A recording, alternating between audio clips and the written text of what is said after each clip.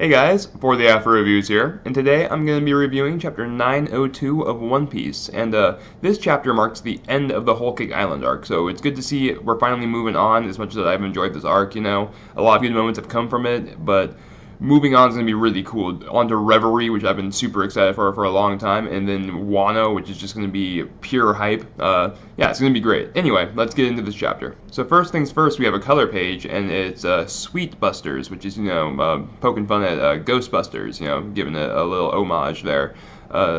It's a pretty cool looking color page. I like seeing all the candy themed ghosts. Like Oda's his art's amazing, and these ghosts all look pretty cool. And then the Straw Hats' gingerbread men are pretty cool, pretty funny. The first shot of the chapter is actually a flashback back to when Sanji met Pedro, and Pedro, they're on Zoe, and Pedro was dying and saying like, hey, you need to save these guys, please help us. And Sanji's, remembering, and he's coming to terms with the fact that Pedro sacrificed his life for Sanji's and the rest of the Straw Hats to escape.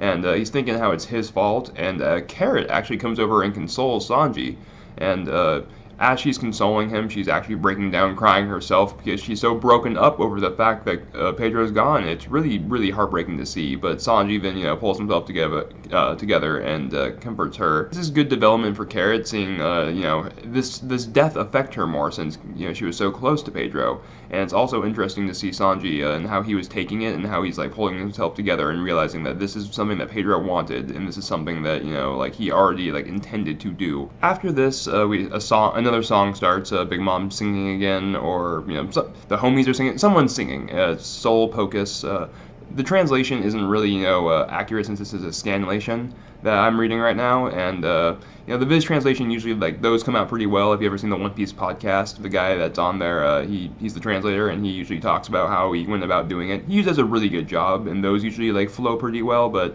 I have trouble, reading the songs as I think they're intended to be, sung, so I'm not going to go over that too much. It's a pretty interesting song. The basis of it is that, it's a paradise if you come to Tot Land, but if you try to leave, Big Mom's going to kill you, and that's pretty much the gist of it.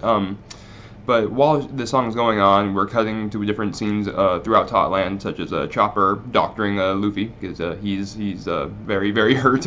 That fight with Katakuri was intense, and we even saw in the last chapter when he had the cloak on, his side was still really bleeding, which is good continuity. He should be more hurt than he is, honestly. He shouldn't even be able to stand up, but whatever.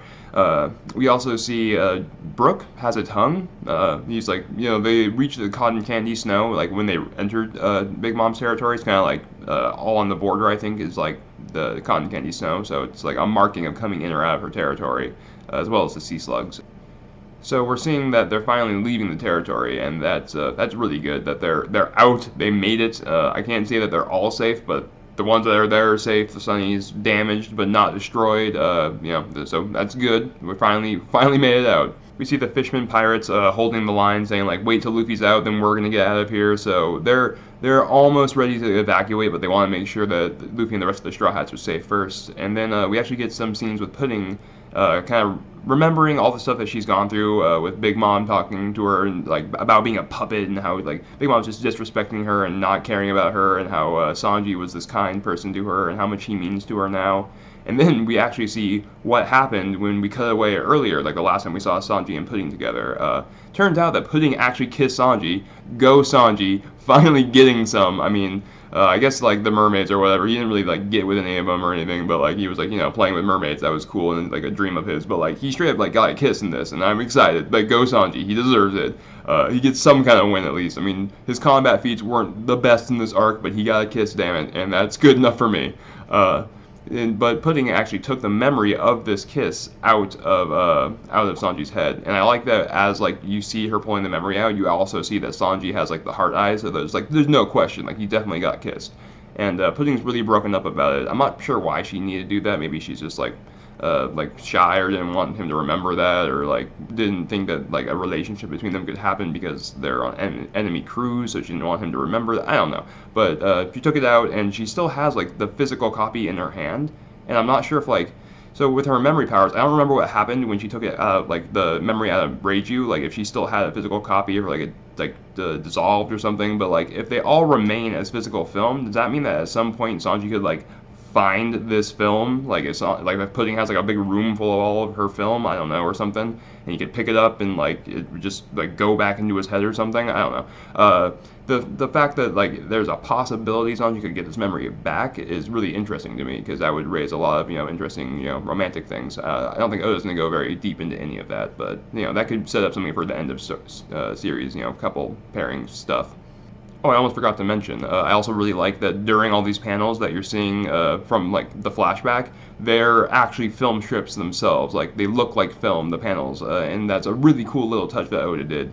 That detail, like that attention to detail, just immerses me into it, because I'm like, okay, so this is definitely happening in the past, and I can see that like pudding used her power because it's, I don't know. I appreciate these kind of little things. The next scene we get is between Katakuri and Brûlé, actually, and weirdly, I kind of like Brûlé after this scene, and I really didn't think I'd ever say that, because I hated Brûlé with such a passion at the beginning of the arc, and I thought she's so annoying throughout the entire arc up until this moment right here, but here we are.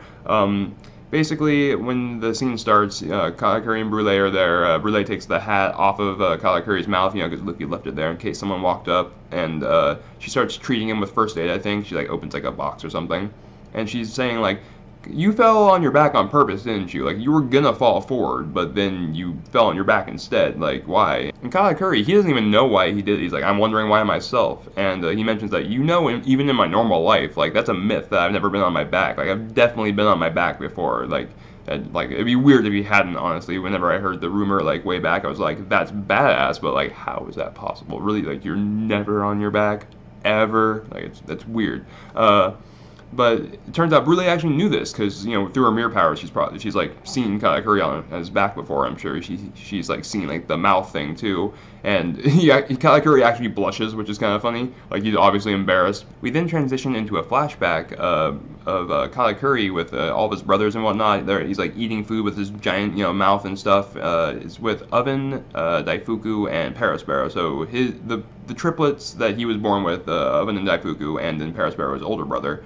So just like the older ones, I don't think anyone younger than that, or except maybe like the sisters that were born first, would know about his mouth. But a small section of his family at least does know about it. This confirms that much.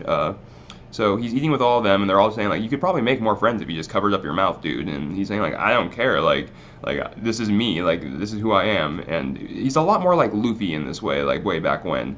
But it turns out that like he beat someone up that would made fun of him, and that person in retaliation came back and cut Brûlé right across the face, and that's how she got that scar that she has now. And that like she mentioned earlier in the arc, she's like, I have this scar across my face, makes me want to like cut people like you, and like almost cut Nami's face. So that's where she got it. She got it from like someone retaliating against Katakuri, and Katakuri is like devastated by this, but Brûlé says, you're fine just the way you are, like it's fine, it doesn't hurt.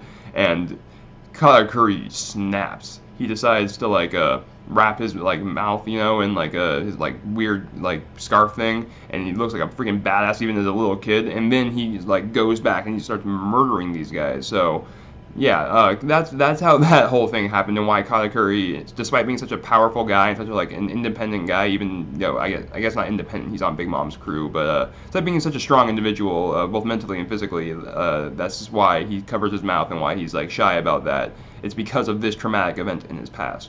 As we exit the flashback, Brûlé informs Katakuri that Straw Hats left the territory, and Katakuri kind of smiles a little bit, and Brulé's kind of like, I knew you react like that. So Brûlé knows that Katakuri is like happy that they left, and all that.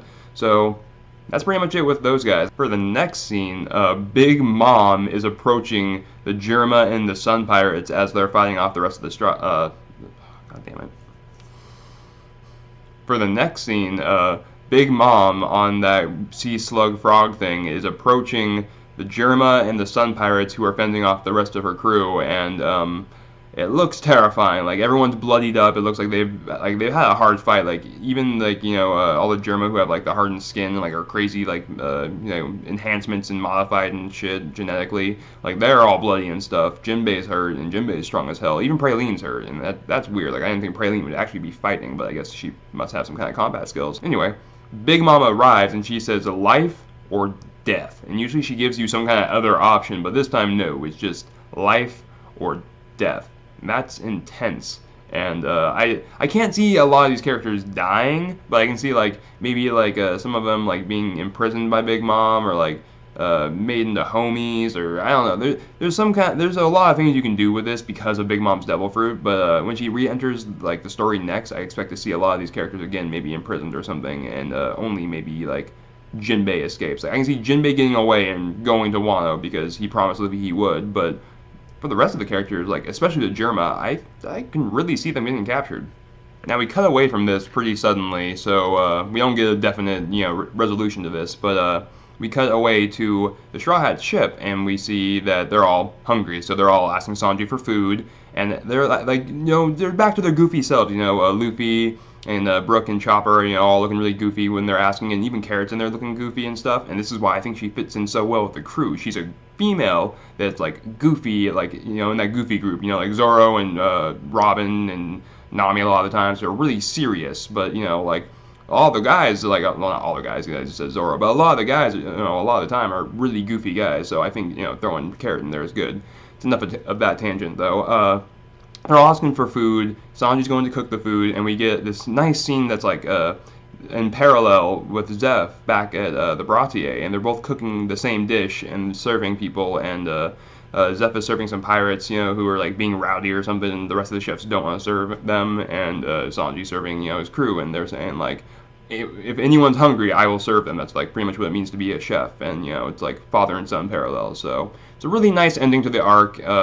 There's a lot of unresolved plot threads, but I think that's because Big Mom's coming back, so I'm willing to like overlook some of them, although it would be a little bit better of an arc as a whole, I think, if some of them were resolved.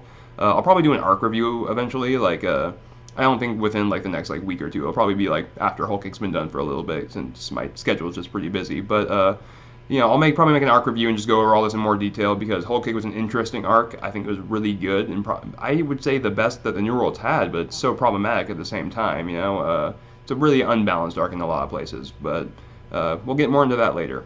Anyway, guys, that's pretty much it for me. Like, comment, subscribe if you enjoyed the video, and if you're still around, thank you very much as always. I really appreciate it, especially if you're here till the end, because I know it's really easy to click a video and then leave before it's over, especially when it's an amateur reviewer like me, someone who doesn't have a big following or a lot of experience doing it yet. So yeah, thank you very much, and until next time, see ya.